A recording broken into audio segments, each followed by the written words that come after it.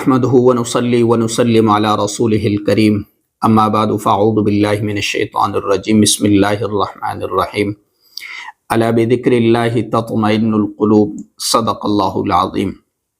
ایک مرتبہ سبھی درود شریف پڑھے۔ اللہم صلی علی محمد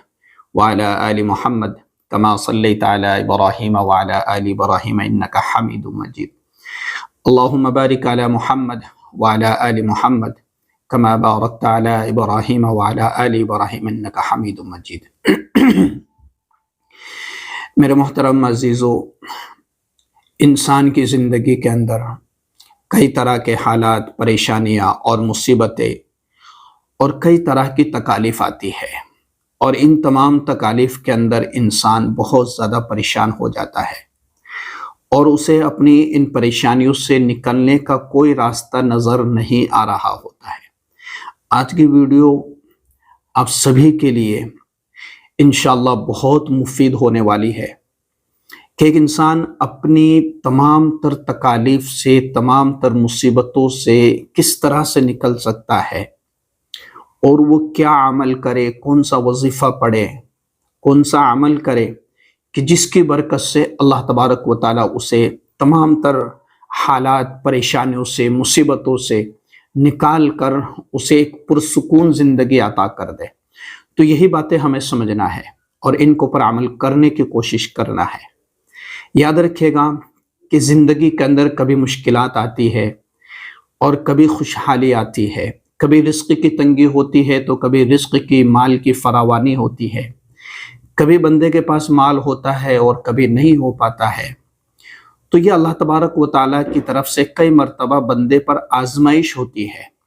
اگر ان آزمائشوں پر وہ صبر کرتا ہے، اللہ پر توکل کرتا ہے، اللہ پر اعتماد کرتا ہے، تو یقین جانیے گا کہ اللہ تبارک و تعالیٰ پر توکل کرنے سے اور آنے والی مصیبت پر صبر کرنے سے اور اللہ تبارک و تعالیٰ کے سامنے اپنی پریشانیوں کا ذکر کرنے سے اللہ تبارک و تعالیٰ کی طرف سے اس آزمائش میں وہ کامیاب ہو جاتا ہے۔ ادھر ادھر لوگوں کے سامنے شکوہ شکایتیں نہیں کرتا، صرف اپنے رب کے سامنے، اپنے خدا کے سامنے اپنے حالات کا تذکرہ کرتا ہے، اپنے اللہ کو سناتا ہے، اپنے اللہ کے سامنے دعائیں کرتا ہے، تو اللہ تبارک و تعالیٰ اس بندے کو کامیاب کر دیتا ہے۔ اللہ تبارک و تعالیٰ اس بندے سے محبت کرنے لگتا ہے، اللہ تبارک و تعالیٰ اس بندے کو اپنے سے قریب کر لیتا ہے۔ وہ قرض میں مبتلا ہے، وہ بیماری سے گزر رہا ہے، وہ گھریلو حالات سے پریشان ہے، اسی طریقے سے کئی طرح کی مصیبتوں سے گزر رہا ہے، کہیں رشتہ نہیں ہو رہا ہے، کئی طرح کی تکلیفیں ہیں انسان کی زندگی کے اندر، لیکن ان تمام تکالیف میں وہ صبر کرتا ہے اور اس آزمائش پر وہ اپنے آپ کو کامیاب ہو کر کے دکھاتا ہے۔ وہ اللہ کا رہتا ہے، وہ در در کی ٹھوکریں نہیں کھاتا، وہ ادھر ادھر نہیں جاتا، صرف ایک اللہ سے ہی مدد طلب کرتا ہے۔ ایاک نعبد و ایاک نستعین، اے اللہ ہم تیری عبادت کرتے ہیں اور تجھ ہی سے مدد مانگتے ہیں، ہماری حاجتوں کو پورا کرنے والا تیرے سوا اور کوئی نہیں ہے، اور ہماری ضرورتوں کا خیال کرنے والا تیرے سوا کوئی نہیں ہے، اور تو ہی سمیع ہے، تو ہی بصیر ہے، تو ہی دیکھنے والا ہے اور تو ہی سننے والا ہے۔ تو جب ہم اللہ تبارک و تعالیٰ کے سامنے مانگتے ہیں، گڑ گڑاتے ہیں، تہجد میں اٹھتے ہیں، اللہ کے سامنے اپنے ہاتھ پھیلاتے ہیں، دامن پھیلاتے ہیں، تو اللہ تبارک و تعالیٰ ضرور اس بندے کو قبول فرما لیتا ہے۔ تو انسان کی زندگی کے اندر تو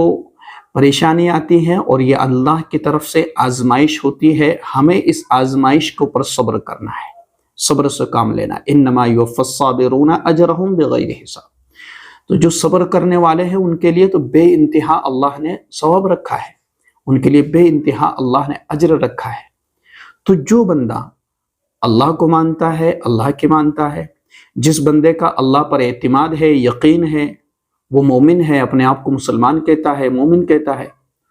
تو اس کے دل میں تو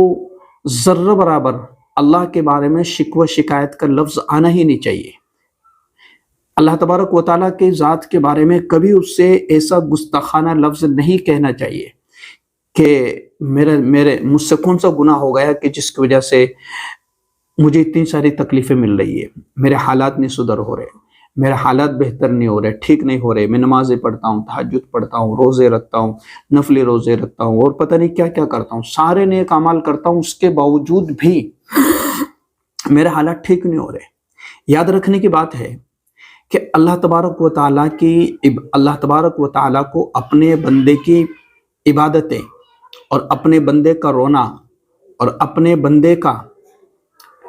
اللہ کے لیے صدقہ کرنا اور وہ تمام نیک اعمال کرنا جو ہم اپنی تکلیفوں کو دور کرنے کے لیے کر رہے ہوتے ہیں، لیکن تکلیفیں دور نہیں ہو رہی ہے، حالات ٹھیک نہیں ہو رہے، حالات بہتر نہیں ہو رہے،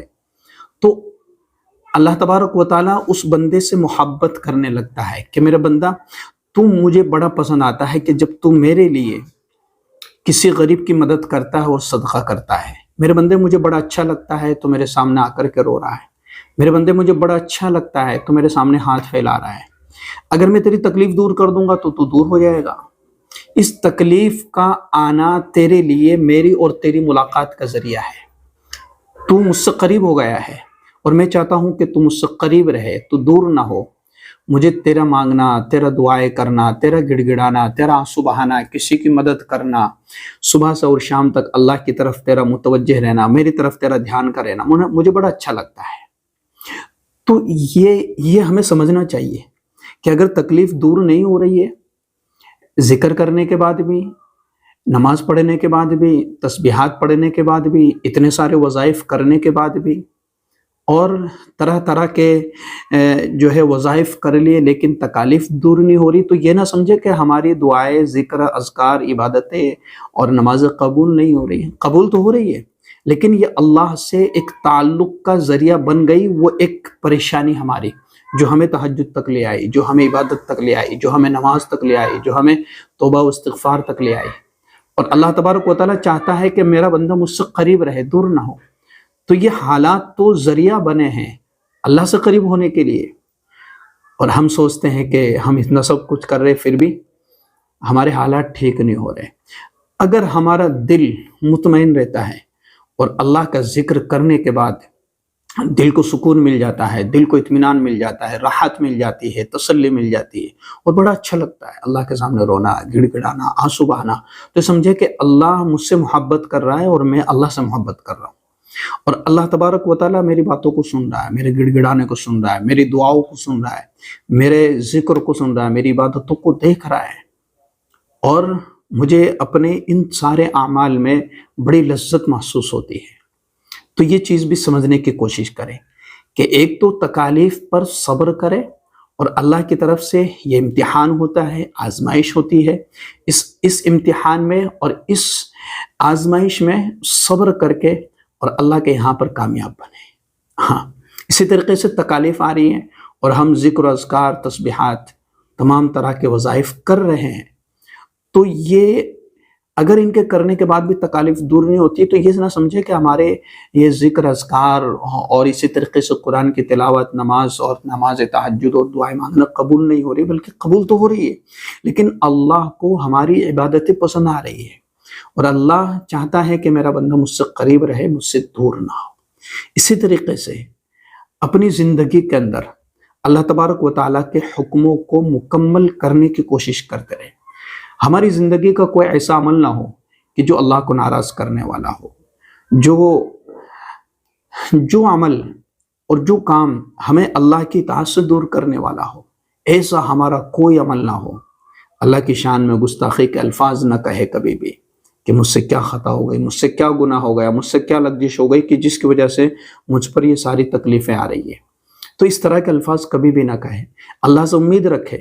اللہ سے اعتماد رکھے، اللہ سے یقین رکھے کہ اللہ آپ ہی ہے جو ہماری تمام طرح کی تکالیف کو اور تمام طرح کی پریشانیوں کو اور حالات کو آپ ہی دور کرنے والے ہیں، آپ کے علاوہ کوئی نہیں ہے۔ ان اللہ علی کل شیء قدیر، کہ بلا شبہ اللہ تبارک و تعالیٰ ہر چیز پر قادر ہے، وہ ناممکن کو ممکن بنانے پر قادر ہے، اس کا صرف حکم کن چلتا ہے، وہ کن فرما دیتا ہے، چیزیں وجود میں آ جاتی ہے۔ تو اس چیز کو اپنے اندر پیدا کرنے کی کوشش کریں کہ میرا اللہ قادر مطلق ہے، وہ جس چیز کو، جس عمل کو جس طرح چاہے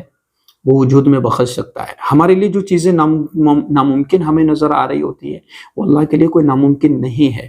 اللہ جب چاہے گا، جس طرح چاہے گا ہمارے لیے جیسے فیصلے فرمائے گا، ہم اللہ کے فیصلوں پر راضی رہیں گے۔ تو اللہ کے فیصلوں پر راضی رہنے کی کوشش کرے۔ ایسا نہ سوچے اور ایسا نہ سمجھے کہ میں نے آج نماز تہجد پڑھ لی تو آج ہی میری ساری تکلیفیں دور ہو کر کے میری دنیا میرے لیے جنت بن جائے۔ ایسا نہیں ہوگا،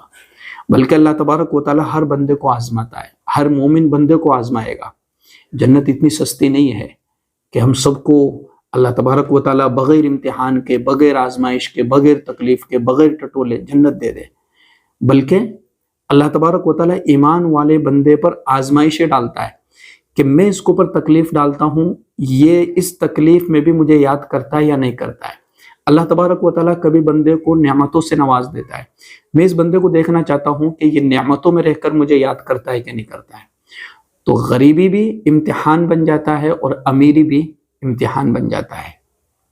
غربت میں رہ کر کے، غریبی میں رہ کر کے، حالات میں رہ کر کے، بیماری میں رہ کر کے اپنے آپ کو کامیاب بنانا ہے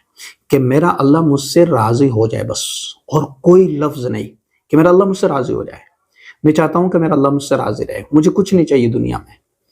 دنیا کی ساری چیزیں ان کی کوئی قیمت نہیں ہے، صرف اللہ راضی ہو جائے۔ جب اللہ راضی ہو جاتا ہے تو دنیا خود بن جائے گی، آخرت خود بن جائے گی، بنانے کی ضرورت ہی نہیں ہے۔ تو اللہ کو راضی کرنے کے اور اللہ کو راضی رکھنے کی فکر میں رہنا کہ میرا اللہ مجھ سے ناراض نہ ہو، میرا اللہ مجھ سے دور نہ ہو، میرا اللہ مجھ سے قریب رہے، یعنی میرے دل میں رہے۔ دنیا کی محبتیں، دنیا کی طرف توجہات، دنیا کی مصروفیت، دنیا کی مشغولیت، یہ ساری چیزیں بعد میں ہیں۔ پہلے میرے اللہ کی محبت میرے دل میں اور میرے اللہ کے حکم کی تعمیل پہلے۔ نمازوں کا وقت ہو گیا تو نمازوں کا اہتمام، نمازوں کی پابندی۔ تو میں آپ کو بتا رہا تھا کہ زندگی میں کوئی ایسا عمل نہ کرے کہ جس کی وجہ سے اللہ ہم سے ناراض ہو رہا ہو۔ ہاں، وہ کام کرے کہ جس سے اللہ راضی ہوتا ہے، اور وہ عمل کرے کہ جو ہمارے لیے، کہ ہمارے نیک اعمال میں رکاوٹ نہ بنے۔ ان ساری چیزوں سے ہمیں احتیاط کرنا ہے، احتیاط برتنا ہے، اور اللہ تبارک و تعالیٰ کی شان میں کبھی کوئی گستاخی والا لفظ نہیں بولنا۔ ہم قدم قدم پہ ہم سے گناہ ہو رہے ہوتے ہیں، لمحہ لمحہ ہم گناہ کر رہے ہیں، قدم قدم پر ہم سے خطا ہو رہی ہوتی ہے، کبھی چھوٹے گناہ، کبھی بڑے گناہ، اور پتہ نہیں کتنے سارے گناہ ہم کر رہے ہوتے ہیں۔ تو اللہ سے دعائیں کریں نا کہ اللہ مجھے معاف کر دیجئے۔ مجھے قدم قدم پر اللہ کو عاجزی بڑی پسند ہے۔ آدمی کے دل میں یہ خیال کبھی نہیں آنا چاہیے کہ میرے سے تو گناہ ہوا ہی نہیں، میں نے گناہ کیسے کر دیا، نہیں، بلکہ اللہ کو عاجزی بہت پسند ہے کہ اللہ میں تو بہت گناہگار ہوں، میں بہت گناہگار ہوں، مجھ سے قدم قدم پہ، لمحہ لمحہ، رات اور دن مجھ سے خطائیں ہوتی رہی ہے،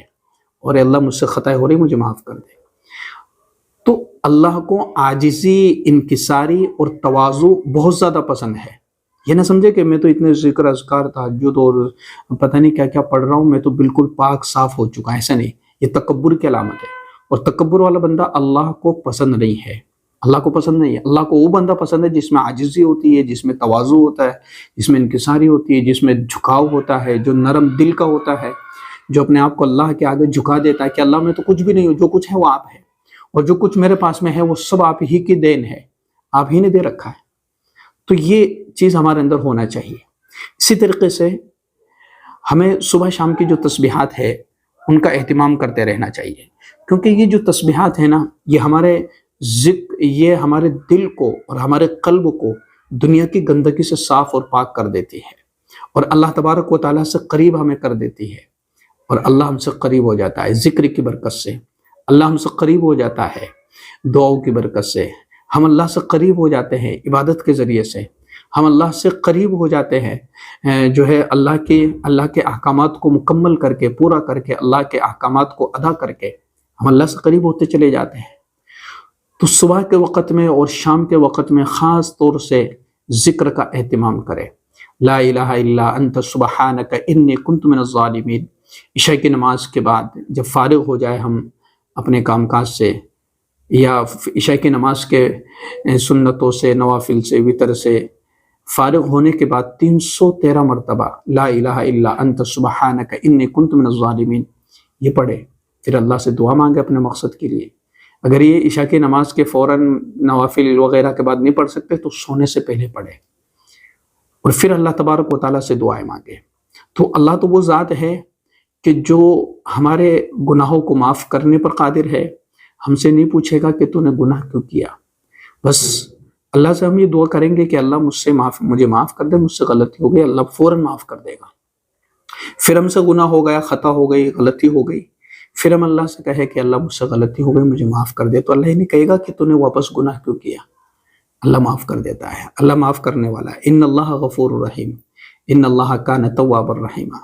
رب تو وہ ہے کہ جو توبہ بھی قبول کرنے والا ہے اور ساتھ ساتھ میں رحم و کرم کا معاملہ کرنے والا ہے. گناہوں کو معاف کرنے کے بعد دل کو ہلکا کرنے والا ہے، پریشانیوں کو دور کرنے والا ہے، عافیت اور درگزر کا معاملہ فرمانے والا ہے.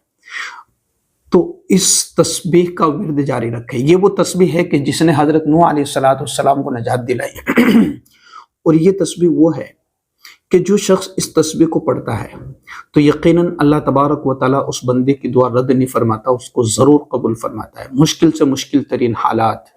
کتنے ہی خطرناک حالات ہو، اس دعا کا ورد کرے